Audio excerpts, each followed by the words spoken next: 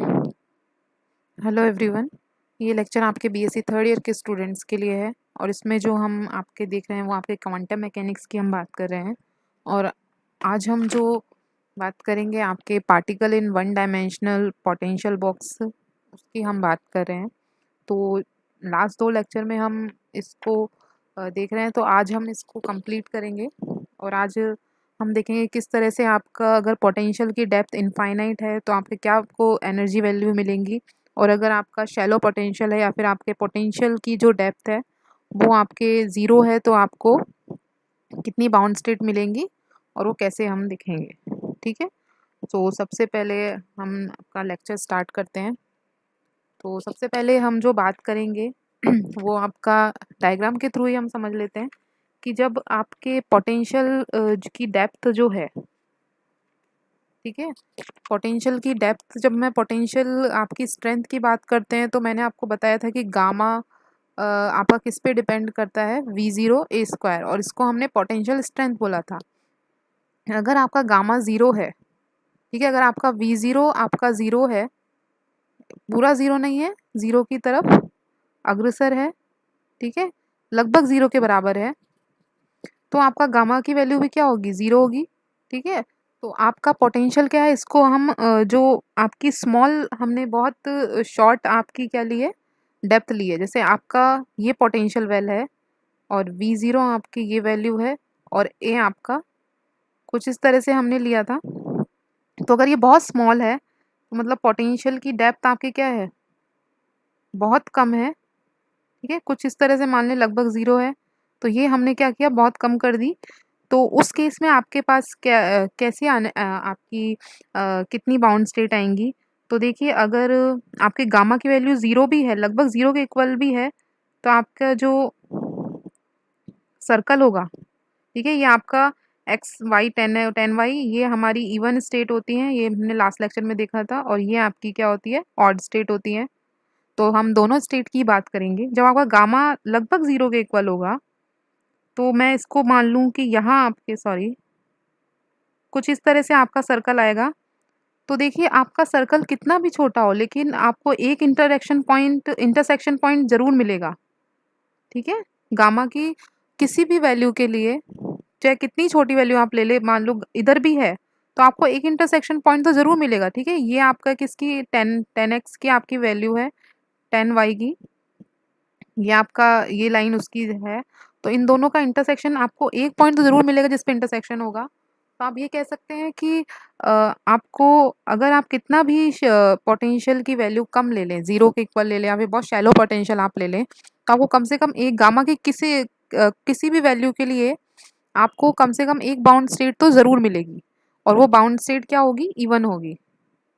ठीक है, ऑड वाले केस में अगर हम बात करें तो कॉट वाई, अगर आप देखेंगे तो कॉट वाई की, अगर आप इस तरह से मैं गामा ज़ीरो का ड्रॉ करूँ सर्किल लगभग ज़ीरो रेडियस का, तो इधर आपका कोई भी इंटरसेक्शन पॉइंट नहीं मिलता है। ठीक है, तो आपको मतलब अगर आपका पोटेंशियल बहुत ज़ीरो के लगभग इक्वल है तो उस केस में आपको ऑड स्टेट नहीं मिलती है, आपको जो स्टेट मिलती है वो क्या मिलती है, इवन स्टेट। और कितनी मिलती है, वन। ठीक है, वो आपकी गामा की वैल्यू पे डिपेंड करता है कि आपके कितने इंटरसेक्शन आपको पॉइंट मिल रहे हैं। तो इस तरह से आपके हमने देखा कि आपका जब पोटेंशियल की डेप्थ बहुत कम है, हमने बहुत छोटे लिए, तो आपको किस तरह से इवन डेप्थ, इवन आपको वे फंक्शन मिलेगा। अगर हम दूसरी तरफ अगर हम बात करें आपके अ, जब आपका पोटेंशियल की डेप्थ बहुत ही ज़्यादा हो, लगभग इसको हम इनफाइनाइट मान लें, तो उस केस में अ, आपके क्या होगा, तो वो उसकी हम बात करेंगे। तो जब आपका गामा इजिकल्स टू इनफाइनाइट हो तो उस केस में आपको किस तरह से एनर्जी वैल्यू मिलेंगी, क्या आपकी एनर्जी वैल्यू होंगी, किस तरह से आपकी इक्वेशन आएगी। तो ये भी बहुत आपका सिंपल है। तो जो हमारी जो इक्वेशंस आएंगी, जो दो हमारी इक्वेशंस थी, एक आपकी थी beta equals to beta a multiply किया है टेन, सॉरी मैं इधर लिख देती हूँ, इधर आपको विजिबल नहीं हो रहा होगा, beta A ten beta A alpha A, ये आपकी इक्वेशन थी। दूसरी आपकी कॉट में एक इक्वेशन थी इजिकल्स टू माइनस एल्फा है। ठीक है, हमने यहाँ ए से दोनों तरफ मल्टीप्लाई किया है। अगर हम वी ज़ीरो इजिकल्स टू आपका इनफाइनाइट ले लें, ठीक है, इस इक्वेशन में, तो हम क्या मिलेगा हमें, जो आपकी 10, हमें पता है कि आपका जो अल्फा वैल्यू है वो किस पे डिपेंड करती है। अल्फा की वैल्यू आपकी क्या थी, √2m वी ज़ीरो माइनस का ई अपॉन एच का स्क्वायर, यही आपकी अल्फा की वैल्यू थी। ठीक है, अगर आपका वी ज़ीरो इनफाइनाइट है तो अल्फा आपका क्या हो जाएगा, इनफाइनाइट, मतलब इसकी वैल्यू आपकी क्या हो जाएगी। तो इधर से हम क्या निकाल सकते हैं, 10 बीटा ए आपका किसके इक्वल है, इनफाइनाइट के। और ये आपकी वैल्यू कब आती है, जब beta a is equals to आपका क्या होता है, n π/2। ठीक है, और वहाँ आपका π/2, 3π/2, 5π/2, इन वैल्यू के लिए तो आपको आपका 10 की वैल्यू क्या होती है, इनफाइनाइट होती है। सेम चीज़ हम आपकी सेकंड इक्वेशन के लिए लिख सकते हैं। तो सेकंड इक्वेशन में अगर आप अल्फा की जगह इनफाइनाइट रखेंगे तो कॉट बीटा आपके किसके इक्वल आएगा, इनफाइनाइट के। और कॉट की वैल्यू आपकी इनफाइनाइट कब होती है, जब आपके पास n π, ठीक है, n बराबर आपके क्या आएगा, 1 हो, 2 हो, 3 हो, n π, 2π, 3π, 4π, इन सब वैल्यू के लिए आपके पास क्या आएगा, इसकी वैल्यू इनफाइनाइट आती है। ओके, सो इसको हम इस तरह से भी लिख सकते हैं, अगर मैं इसको n π/2 कर दूं और n की वैल्यू मैं ले लूं n बराबर 2, 4, 6, बात तो वही है। 2 रखेंगे तो पाई आपके पास आएगा, 4 रखेंगे तो आपके पास 2π आएगा, 5, 6 रखेंगे तो 3π, तो मतलब वही है। अब मैं क्या करूँगी, इन दोनों को क्या लिख दूंगी मिला के, हमने एक कंडीशन निकाल ली कि आपके बीटा ए की वैल्यू क्या होनी चाहिए, n π/2, और यहाँ n क्या है, 1, 2, 3, 4, 5। ठीक है, तो ये आपकी किसकी कंडीशन आ गई, ये आपकी कंडीशन आ गई जब आपका वी ज़ीरो की वैल्यू क्या है, इनफाइनाइट है, जब गामा की वैल्यू आपके इनफाइनाइट है। ठीक है, तो हमारे पास क्या इक्वेशन आई, beta a is equals to n π/2। यहाँ हम बीटा की वैल्यू रखेंगे, बीटा आपके पास क्या था, √h का स्क्वायर ए n π/2। यहाँ से आप एनर्जी की वैल्यू निकाल सकते हैं, तो एनर्जी की वैल्यू आपके पास आएगी n² π²/4। ठीक है, जैसे 2 आएगा तो ये 8 हो जाएगा, और ma²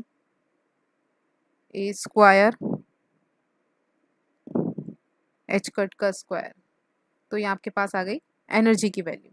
ठीक है, तो इस तरह से हमारे पास हमने एनर्जी की वैल्यू निकाली जब हमारा वी ज़ीरो क्या है, इनफाइनाइट है। अब हम क्या करेंगे, एनर्जी आइगन वैल्यू हम निकालेंगे। आपकी एनर्जी के वेव फंक्शन आपके क्या आएंगे, जो वेव फंक्शन जो हमने इवन और ऑड के लिए, आपको ध्यान होगा कि हमने साई 1, साई 2, साई 3 लिखे थे, तो वो हम निकालेंगे। तो साई 1, साई 2, साई 3 आपके क्या थे, मैं एक बार फिर से उन्हें लिख देती हूँ, इवन वैल्यू के लिए और ऑड वैल्यू के लिए। ठीक है, तो आपका वेव फंक्शन हम ड्रॉ करेंगे इसमें, वो आपके केस 1 और 2 हमने देखा था, आपके केस 1 देखा था और केस 2 देखा था। तो केस 1 में हमने देखा था कि आपके जो वेव फंक्शन आए थे वो आए थे Sai 1 ae⁴x, Sai 2 d cos βx, Sai 3, तो अगर हम बात करें साई 3 e⁻⁴x, साई 2 इसी तरह से आपके पास आया था ae⁴x, साई 1, साई 2 आपके पास था, ये इवन के लिए था, इवन ऑड आपके क्या होते हैं वो मैंने आपको बता ही दिया था, साई 3। साई जो आपका साई 2 आपके पास जो था वो आपके पास था सी साइन बीटा एक्स माइनस का ae⁻⁴x। तो यहाँ पे केस 1 और केस 2 में थे। साई आपका क्या शो करता है, साई का कोई फिजिकल सिग्निफिकेंस नहीं होता, लेकिन साई स्क्वायर आपका क्या शो करता है, इसका स्क्वायर आपका शो करता है कि कोई भी पार्टिकल किसी भी पोजीशन पे उसके पाए जाने की प्रोबेबिलिटी को आपको शो करता है। ठीक है, तो इसमें एक चीज़ जो हमको स्ट्रेंज चीज़ क्लासिकल मैकेनिक्स से हमें देखने को मिलती है, उसकी हम बात करेंगे कि क्या चीज़ हमको स्ट्रेंज जो अलग हमें क्लासिकल मैकेनिक्स से डिफरेंट देखने को मिलती है, वो हम आगे देखेंगे। सबसे पहले हम इन तीनों इक्वेशंस को सॉल्व करेंगे थोड़ा। ठीक है, इनको थोड़ा जो आपके कांस्टेंट है उनको एलिमिनेट करेंगे। किससे एलिमिनेट करेंगे? बाउंड्री कंडीशन से। तो बाउंड्री कंडीशन आपकी क्या कहती है कि जो आपका मान लो ये पोटेंशियल है, तो इधर आपका साई वन है वेव फंक्शन, इधर साई टू है, साई थ्री है। देखो आपका वेव फंक्शन जो होना चाहिए वो कंटिन्यूअस होना चाहिए, ठीक है, उसकी वैल्यू इक्वल होनी चाहिए। ऐसा नहीं है कि आपके पोटेंशियल बॉक्स के अंदर आपका वेव फंक्शन कुछ इस तरह का आ रहा हो, मैं आपको एक बार ड्रॉ करके दिखा देती हूँ, कुछ इस तरह का आ रहा हो और बाहर वो कुछ इस तरह का आएगा, तो ये डिसकंटिन्यूटी हो गई। तो आपकी बाउंड्री है, बाउंड्री पे आपका वेव फंक्शन की वैल्यू क्या होनी चाहिए? बराबर होनी चाहिए, ठीक है। तो यही कंडीशन हम लगाएंगे। तो पहली जो हम बाउंड कंडीशन लगा रहे हैं वो x is equals to minus A, तो ये हमने माइनस ए लिया था, ये आपके ए ली थी। तो x is equals to minus A पर आपके साई वन और साई टू, ठीक है, ये इधर आपका साई वन था, इस तरफ आपके साई टू है, ये साई थ्री है। तो ये दोनों इक्वल होने चाहिए और ये दोनों आपके इक्वल होने चाहिए। ये आपकी क्या होती है? बाउंड्री कंडीशन होती है। तो बाउंड्री कंडीशन में psi one is equals to किसके रखेंगे? साई टू के। तो अगर हमने रखा तो कॉस बीटा एक्स, इधर से हम ए की वैल्यू निकाल लेंगे, तो ए की वैल्यू आपके पास आ जाएगी, ये सॉरी आपके माइनस है,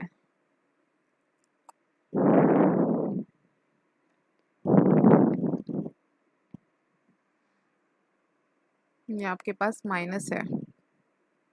तो इस तरह से आपके पास ए की value e alpha x cos beta x, ये आपके पास ए की वैल्यू आ गई है, ओके। और यही ए की वैल्यू आपको कहाँ पुट कर देनी है? इन दोनों जगह पे, ठीक है। इन दोनों जगह पे आप आपके ए की वैल्यू पुट कर देंगे, ये वैल्यू आप रख देंगे, तो आपके पास साई वन साई टू और साई थ्री ये सब चीज़ें आ जाएंगी। इसी तरह से हम जो दूसरी कंडीशन लगाएंगे वो आपके इसके लिए लगाएंगे। तो इन दोनों के बीच हम कंडीशन लगाएंगे, तो आपके साई टू आपका इक्वल होना चाहिए साई थ्री के, एक्स बराबर ए पर। तो इस तरफ जो आपका एक्स बराबर है, इस वाली बाउंड्री पे आपका psi two is equals to किसके होना चाहिए? साई थ्री के। तो अगर हम इक्वल्स टू उसके रखेंगे तो ए ई की पावर माइनस अल्फा एक्स सी साइन बीटा एक्स, इधर से भी आपकी ए की वैल्यू क्या निकल के आ रही है? माइनस का c alpha x sine beta x. तो इन दोनों जगह पे आप क्या रखेंगे? ए की वैल्यू पुट कर देंगे, जो कि आपके क्या है? माइनस का सी ई की power alpha x sine beta A, okay.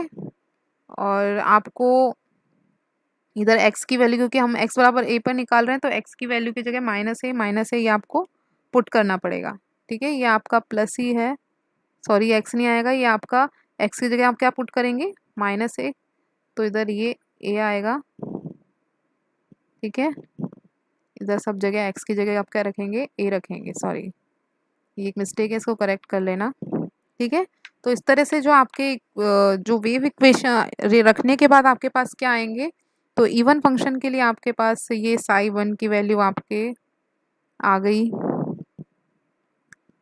Cos beta A e की पावर अल्फा एक्स, ये साई वन आ गया, साई टू आपके पास आ गया D cos beta x, psi three आपके पास आ गया डी ई की power alpha x cos beta A e की पावर माइनस अल्फा एक्स। ये आपके इवन वैल्यू के लिए आ गया। आपके ऑड आपके स्टेट के लिए क्या आएगा? Psi one is equals to minus का सी ई की power alpha A sine beta A e की power alpha x, psi two आपके पास आएगा C cos beta x, psi three आपके पास जो आएगा वो आएगा सी ई की power alpha x sine beta A power minus alpha x. तो अब जो हम बात करेंगे आपका ये जो वेव जो आपके इक्वेशंस आई हैं, वेव इक्वेशंस जो आई हैं आपके, इन सबको हम क्या करेंगे? ड्रॉ करेंगे इवन फंक्शन के लिए और ऑड फंक्शन के लिए। तो वो हम कैसे ड्रॉ करेंगे वो आपके इसमें दिखाया हुआ है। तो अगर आप देखें तो आपको साई 1, साई 2, साई 3 और साई 4 ये आपको दिख रहे हैं। तो ये आपके साई 1, साई 2, साई 3 वो वाले नहीं है जो अभी आपने पढ़े हैं, ये आपके स्टेट के हिसाब से हैं। ओके, तो पहला जो आपका साई 1 है वो अगर आप देखें तो आपको -a और a आपके पास क्या है, तो -a और a आपके पास है आपके बाउंड्रीज। तो अगर आप देखें तो आपको बाउंड्री के बाहर भी वेव फंक्शन ड्रॉ होता हुआ दिख रहा है। ओके, ठीक है। अगर आप देखें तो आपको पोटेंशियल वेल के बाहर, पोटेंशियल आपके वेल है इसके बाहर भी आपको आपके वेव फंक्शन दिखाई दे रहा है। तो मतलब आपका जो पार्टिकल, और अभी मैंने आपको बताया था कि जो आपका वेव फंक्शन होता है उसका अगर आप स्क्वायर करें, ठीक है, वो आपका क्या दिखाता है, प्रोबेबिलिटी दिखाता है किसी भी आपका जो पार्टिकल है। ठीक है, अगर आपका कोई जो हमने जो प्रॉब्लम ली थी उसमें हमने पार्टिकल लिया था इनसाइड द बॉक्स। ठीक है, कोई पार्टिकल है जिसकी एनर्जी V0 से कम है। ठीक है, ये पार्टिकल है, उसकी एनर्जी V0 से भी कम है। तो अगर क्लासिकली देखें तो आपका पार्टिकल इस वेल के बाहर एग्जिस्ट नहीं कर सकता। ठीक है, वो यहाँ पाया ही नहीं जा सकता। लेकिन अगर आप क्वांटम मैकेनिकल पाए देखें तो आप देख रहे हैं कि इधर आपको कुछ वेव फंक्शन दिखाई दे रहा है, और वेव फंक्शन आपका क्या शो करता है, उसका स्क्वायर आपका क्या शो करता है, किसी भी पार्टिकल के पाए जाने की प्रोबेबिलिटी। तो ये पार्टिकल यहाँ से क्या कर गया, पेनिट्रेट कर गया। ओके, तो ये एक चीज़ बहुत स्ट्रेंज चीज़ आपकी होती है। फर्स्ट चीज़ हम आपकी देखेंगे तो देखो आपका जो, अगर आप इक्वेशंस देखें तो साई ए आपकी ई की पावर अल्फा एक्स। ठीक है, तो ये आपकी इक्वेशन ड्रॉ की हुई है। इधर आपकी साई 1 है, ये साई 2 का वेव फंक्शन ड्रॉ किया हुआ है, ये साई 3 का ड्रॉ किया हुआ है। ये आपके जो ये मैंने जैसे कहा था कि बाउंड स्टेट में आपकी पहली स्टेट क्या होती है, इवन स्टेट होती है, दूसरी ऑड होती है, फिर इवन होती है, और फिर आपकी ऑड होती है। अगर आप देखें तो आपके जो ऑड फंक्शन है, सॉरी, जो आपका ऑड जो इवन फंक्शन है उसमें साई 2 आपका क्या है, कॉस। तो अगर आप देखेंगे तो ये आपका कॉस वाला फंक्शन है। ठीक है, ये आपका कॉस वाला फंक्शन है। कॉस का वेव फंक्शन कुछ इसी तरह का आता है। इसी तरह से अगर आप थर्ड आपका देखेंगे तो ये भी आपकी, ये आपकी ऑड स्टेट है, ये आपकी इवन स्टेट है, ये फिर आपकी ऑड स्टेट आ जाती है, और ये फिर आपकी इवन स्टेट आ जाती है। अगर आप देखें तो आपका ये वाला जो है ये आपके साइन फंक्शन जैसा है। ओके, अगर आप इक्वेशंस में देखेंगे तो यही इक्वेशंस हमने ड्रॉ की हुई है। और में आपका कॉस के तरह है, सॉरी इसमें साइन आएगा आपके, इधर गलत है, ये आपका साइन जैसा आना चाहिए। ये साइन आपके बुक में भी ये गलत दे रखा है। तो आपके इधर साइन के जैसा अगर आप पीछे देखेंगे तो ये आपका साइन का फंक्शन आ रहा है। ठीक है, इसी तरह से आप देखेंगे तो ये कॉस का है, फिर आपका साइन का है। ठीक है, तो इस तरह से आपका ये फंक्शन आपने ड्रॉ किया हुआ। इधर आप जो एक चीज़ देखने वाली है, ये सब चीज़ें आपको क्या दिखा रही हैं, ये आपकी प्रोबेबिलिटी दिखा रही है। अगर इनका स्क्वायर करेंगे तो आपका कुछ वेव फंक्शन कुछ आपको इस तरह से मिलेगा। ठीक है,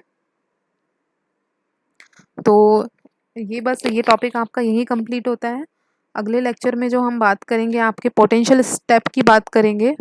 सो वो भी काफ़ी आपका कुछ सिमिलरिटी उसकी इस तरह से ही है, लेकिन उसमें हम कुछ अलग चीज़ कैलकुलेट करेंगे।